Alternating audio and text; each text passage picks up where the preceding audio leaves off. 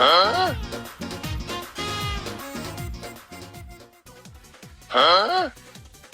বৌদি,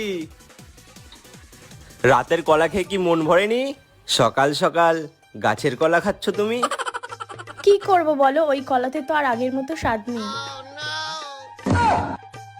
এক কলা খেয়ে কি আর জীবন কাটবে? কলা বদলাও, স্বাদও বদলে যাবে। নিতে তো চাই, কিন্তু কোথায় আর পাই বলো? ও বউ, শাড়ির দোকানে কি আর যাবা না? হ্যাঁ আসছি। হ্যাঁ আসো। শেট বাড়া, আজকেও দাঁড়াটা চলেই আসলো। আজকে একটু চান্স নেবো ভাবলাম।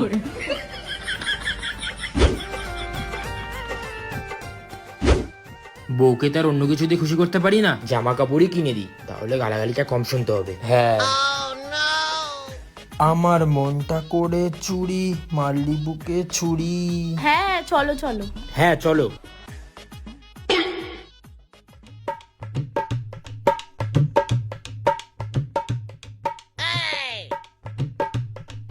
ও দাদা, দেখাও।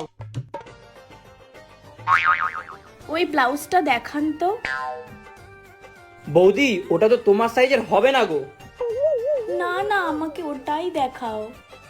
আরে বৌদি, আমি সেই ছোট্টবেলারই দোকানদারি করি, আমি সাইজ দেখেই বুঝতে পারি তোমার আর দু সাইজ বড়ই লাগবে। কি রে গো মানানি, বউটা তো আমার, সাজিয়ে তর্ক তুই করছিস? আরে দাদা, তুমি রেগে যাচ্ছ কেন? তুমি তো রোজ একটা সাইজ দেখো, আমি রোজ 10-12টা সাইজ নিয়ে ঘাটাঘাটি করি। উফ, তোমরা এবার চুপ করো তো। দাদা, আমার সাইজটা মেপে নিন। দাঁড়াও বৌদি, দাঁড়াও, আমি টেপটা নিয়ে আসছি। সরো তো বাইরে।